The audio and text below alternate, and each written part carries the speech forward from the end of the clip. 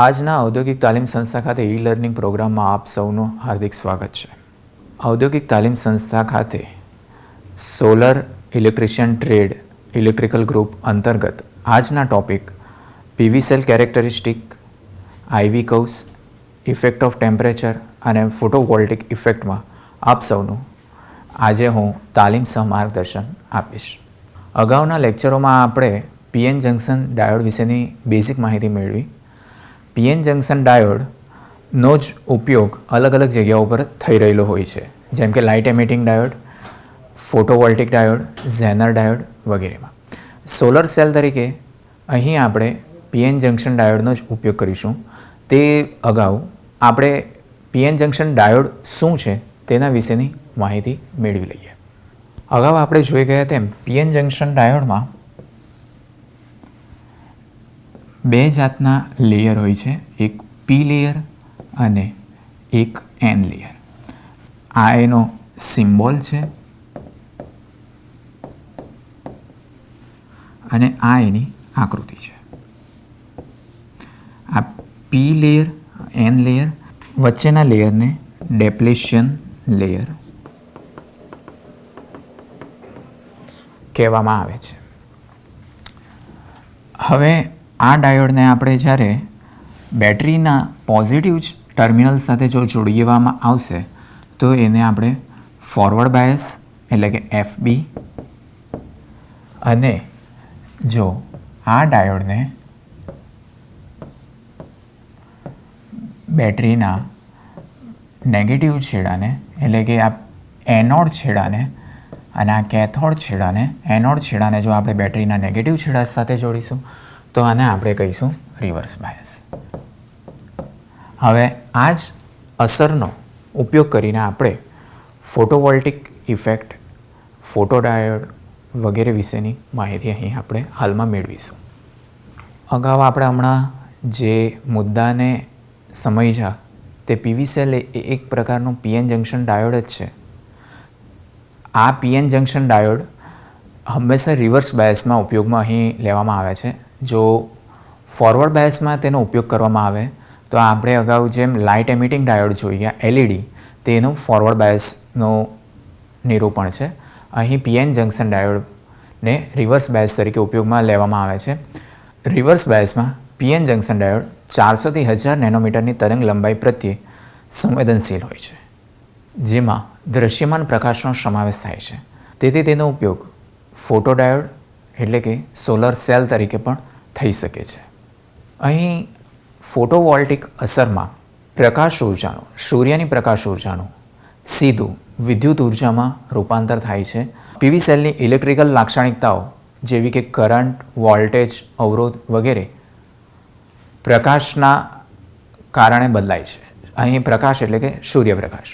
PV સેલની electrical લાક્ષણિકતાઓ જેવી કે કરંટ, વોલ્ટેજ, અવરોધ વગેરે સૂર્યપ્રકાશ પર આધારિત હોય છે. એક PV સેલ સામાન્ય રીતે 0.5 વોલ્ટ અને થોડાક મિલી એમ્પિયર જેટલો કરંટ આપણને આપતું હોય છે. અહીં PV સેલ કેટલો કરંટ અને કેટલો વોલ્ટેજ આપશે જેનો આધાર PV સેલ બનાવવા માટે કયું મટીરિયલ વાપરવામાં આવેલું છે અને તેની ગુણવત્તા કેવી છે તેના પર રાખે છે. સોલર સેલ બનાવવા માટે અલગ અલગ મટીરિયલનો ઉપયોગ થઈ રહેલો હોય છે, જેમાં મુખ્યત્વે બે મટીરિયલ હોય છે. એક તો હોય છે સિલિકોન, એક હોય છે ગેલિયમ આર્સેનાઇડ, અને તે ઉપરાંત એક ત્રીજું મટીરિયલ હોય છે જર્મેનિયમ, જે સોલર સેલને બનાવટ માટે ઘણો ઉપયોગી હોય છે. અહીં આપણને સોલર સેલમાં બહુ ઓછા વોલ્ટેજ મળે છે, 0.5 વોલ્ટ. હવે સામાન્ય રીતે જ્યારે સોલર સેલનો ઉપયોગ આપણે રિન્યુએબલ એનર્જી તરીકે કરતા હોઈએ છીએ ત્યારે આપણે વિદ્યુતના સંગ્રહ કરવા માટે બેટરી મૂકેલી હોય છે. બેટરીના વોલ્ટેજ સામાન્ય રીતે 12 વોલ્ટ જેવા હોય છે અને એના કરંટ પણ મિલી એમ્પિયરમાં નહીં હોય ને એમ્પિયરમાં હોય છે. આથી આપણને વધારે વોલ્ટેજ અને વધારે કરંટ જોઈએ છે. જો આપણને વધારે વોલ્ટેજ જોઈતો હશે તો સોલર સેલને આપણે શ્રેણીમાં એટલે કે સિરીઝમાં જોડવામાં આવશે, અને જો સોલર સેલને માંથી આપણને વધારે કરંટ જોઈતો હશે તો સોલર સેલને આપણે પેરેલલમાં જોડવાનું રહેશે. અહીં સોલર સેલનું જે સિરીઝ અને પેરેલલ જોડાણ જે કરવામાં આવે છે એને એરે કહેવામાં આવે છે. પીવી સેલ માટે જે પી અને વી શબ્દ વાપરવામાં આવ્યા છે તે પીવીનું આખું નામ છે ફોટોવોલ્ટેઇક ઇફેક્ટ.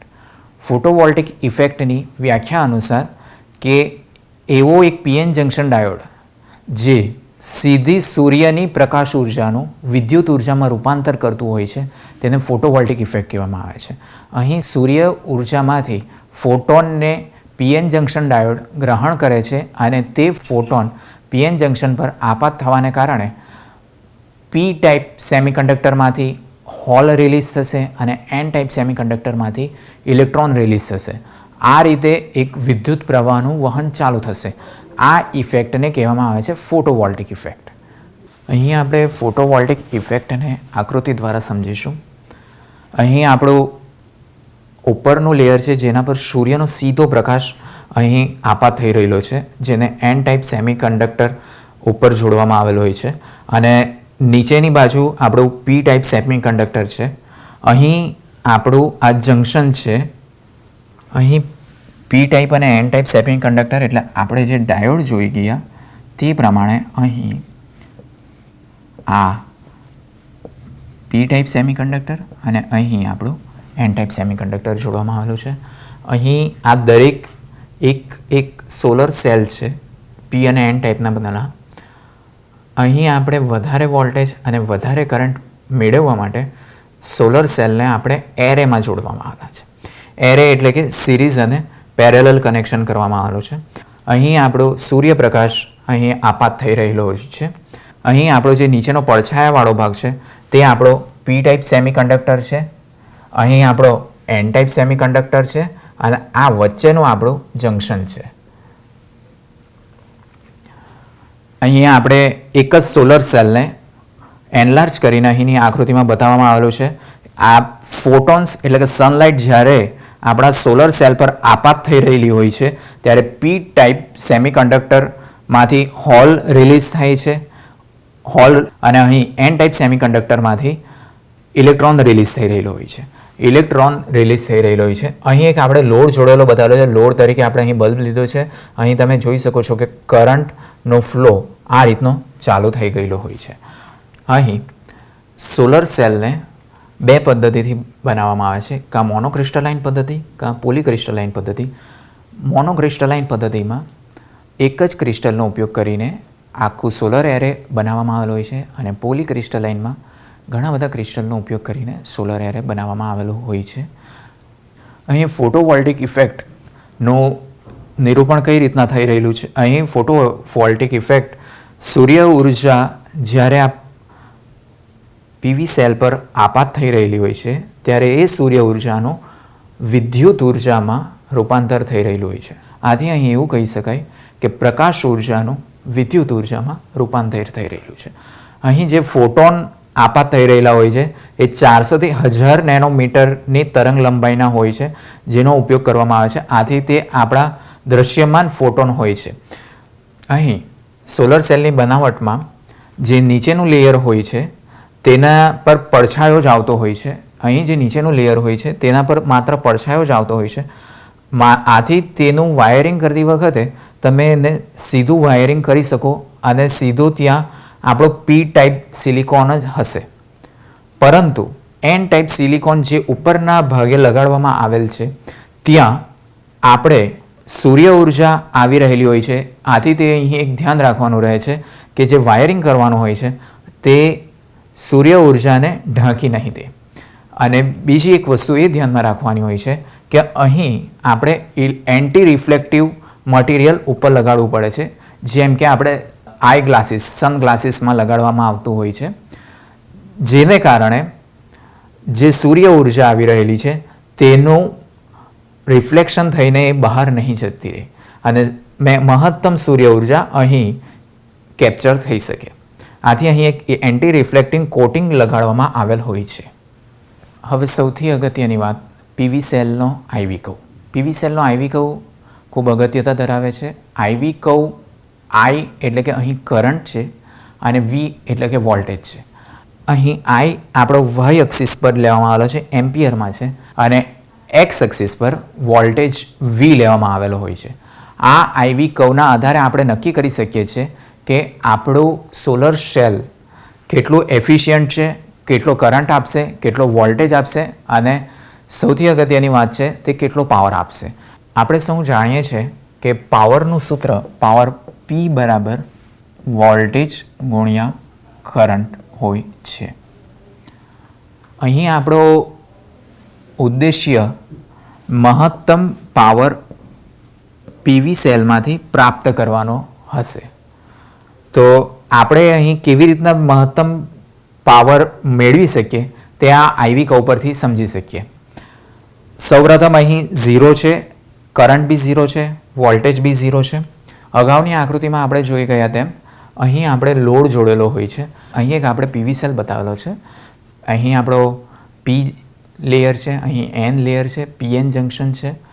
ફોટોન એના પર આપાત થઈ રહેલા હોય છે ત્યારે કરંટ એનો આ રીતનો વહી રહેલો હોય છે. અહીં આપણે લોડ બતાવવામાં આવેલો છે. આપણે આ પીવી સેલમાંથી મહત્તમ પાવર કયા સમયે મેળવી શકીએ તેને જાણવા માટે આ પીવી સેલ આઈવી કર્વનો ઉપયોગ થઈ રહેલો હોય છે. જ્યારે અહીં કોઈપણ પ્રકારનો લોડ જોડવામાં નહીં આવેલો હોય, એટલે કે પીવી સેલ જો ઓપન હશે તો આપણને કોઈ કરંટનું વહન થશે નહીં. તે ટાઈમે આપણને મહત્તમ વોલ્ટેજ મળશે. તો અહીં તમે જોઈ શકો જ્યારે કરંટ 0 છે, આ જ્યારે કરંટ 0 છે ત્યારે આપણને મહત્તમ વોલ્ટેજ મળે છે અને એ હોય છે ઓપન સર્કિટ વોલ્ટેજ. તે વોલ્ટેજને કહેવામાં આવે છે ઓપન સર્કિટ વોલ્ટેજ. જે ટાઈમે આપણે લોડ જોડેલો હોય છે તે ટાઈમે આપણને પાવર પી બરાબર વીઆઈ મળી રહેલો હોય છે. આથી તમે અહીં જોઈ શકો છો જે સમયે પીએન જંકશનને શોર્ટ સર્કિટ કરવામાં આવેલો હોય ત્યારે આપણો વોલ્ટેજ 0 હોય છે અહીં, અને તે કરંટને આપણે શોર્ટ સર્કિટ કરંટ કહેતા હોઈએ છીએ. આથી તમે જોઈ શકો છો કુલ કર્વમાં પાવર પી બરાબર વોલ્ટેજ ગુણ્યા કરંટ હોય છે. તમે અહીં દરેક પોઈન્ટ પર જોઈ શકો તો દરેક પોઈન્ટ પર જ્યારે કરંટ 0 અથવા વોલ્ટેજ 0 ત્યારે પાવર 0 હોય છે, અને જેમ જેમ સમય સાથે આપણો વોલ્ટેજ વધતો જાય છે તેમ તેમ આપણો પાવરનું મૂલ્ય પણ વધતું જાય છે.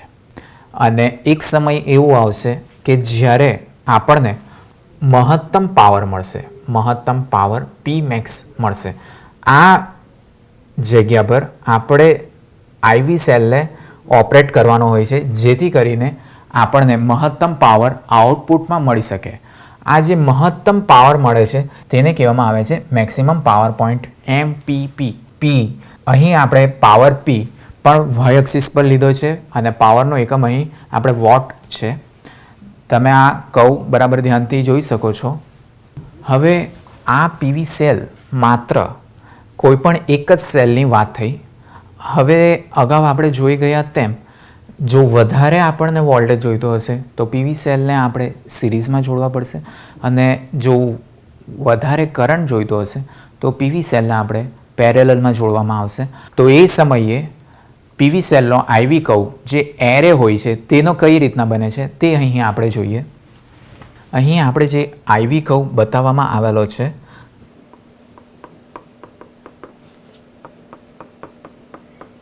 અહીં જે આઈવી કર્વ બતાવવામાં આવેલો છે તે અહીં આ એક આપણો સાદો પીવી સેલ હશે ત્યારની વાત છે. જ્યારે પીવી સેલને પેરેલલમાં જોડવામાં આવે છે ત્યારે આપણને કરંટ વધારે મળે છે અને વોલ્ટેજ આપણો તેટલોનો તેટલો જ રહે છે. તેથી અહીં આપણે MPP એટલે મેક્સિમમ પાવર પોઈન્ટ આપણે અહીં મેળવીશું. પેરેલલમાં પીવી સેલ જોડતા મેક્સિમમ પાવર પોઈન્ટમાં આપણને વધારે કરંટ મળે છે અને વોલ્ટેજ તેટલાનો તેટલો રહે છે, અને જ્યારે પીવી સેલને સિરીઝમાં જોડીશું ત્યારે આપણો કરંટ તેટલાનો તેટલો જ રહે છે અને આપણને વોલ્ટેજ વધારે મળે છે. આથી તમે અહીં જોઈ શકો કે આપણને જો કરંટ વધારે જોઈતો હશે તો આપણે પેરેલલમાં જોડવાનું, અને જો વોલ્ટેજ વધારે જોઈતો હશે તો આપણે સિરીઝમાં પીવી સેલ જોડવાના રહે છે. પીવી સેલ બનાવતી કંપનીઓ પીવી સેલને જ્યારે ચકાસણી કરતી હોય છે ત્યારે અમુક તાપમાન, એર માસ અને સોલર રેડિયેશન ફિક્સ કરવામાં આવે છે. આ જે કન્ડિશન હોય છે એને કહેવામાં આવે છે સ્ટાન્ડર્ડ ટેસ્ટ કન્ડિશન, STC. STCમાં તાપમાન 25 ડિગ્રી સેલ્સિયસ રાખવામાં આવે છે, સોલાર ઇરેડિયેશન 1000 વોટ પર મીટર સ્ક્વેર રાખવામાં આવે છે અને એર માસ 1 થી 1.5 રાખવામાં આવે છે. આથી જ્યારે પણ તાપમાનમાં વધઘટ થતી હશે ત્યારે પીવી સેલનો મેક્સિમમ પાવર પોઈન્ટની પણ જગ્યા બદલાતી રહેતી હશે. સામાન્ય રીતે બહારનું તાપમાન 50 ડિગ્રીથી 75 ડિગ્રી સેલ્સિયસ સુધી જતું હોય છે, જે આપણા સ્ટાન્ડર્ડ ટેસ્ટ કન્ડિશનના 25 ડિગ્રી સેલ્સિયસના તાપમાનથી 2 થી 3 ગણું હોય છે. જેમ જેમ તાપમાન વધશે તેમ તેમ સોલાર એરેની કાર્યક્ષમતામાં ઘટાડો થશે, કારણ કે હંમેશા સોલાર એરે 25 ડિગ્રી સેલ્સિયસના સ્ટાન્ડર્ડ ટેસ્ટ કન્ડિશનના તાપમાન માટે ડિઝાઇન કરવામાં આવેલો હોય છે. અહીં આપણે MCQ જરી સમજીએ. પ્રથમ MCQ લઈએ તો એક પીવી સેલ મહત્તમ કેટલા વોલ્ટેજ આપે છે. અગાઉ આપણે જોયું તેમ પીવી સેલ એક નાનામાં નાનો કોષ હોય છે. એ કોષ આપણને અમુક જ વોલ્ટેજ અને અમુક જ કરંટ આપી શકે છે. સોલર સેલ બનાવતી કંપનીઓએ પીવી સેલ એવી રીતના ડિઝાઇન કરેલા હોય છે કે જેથી 25 ડિગ્રી સેલ્સિયસ પર આપણને વોલ્ટેજ તરીકે 0.5 વોલ્ટ મળે. એટલે અહીં આપણે MCQ જોઈએ તો એક પીવી સેલ કેટલો વોલ્ટેજ આપે છે? A 0.5 volt, B 1.5 volt, C 2.5 volt કે D 0.1 વોલ્ટ.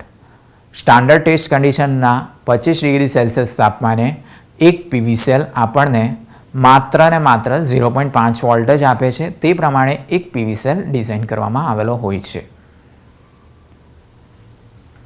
આથી જવાબ એક પીવી સેલ 0.5 વોલ્ટ જ આપે છે.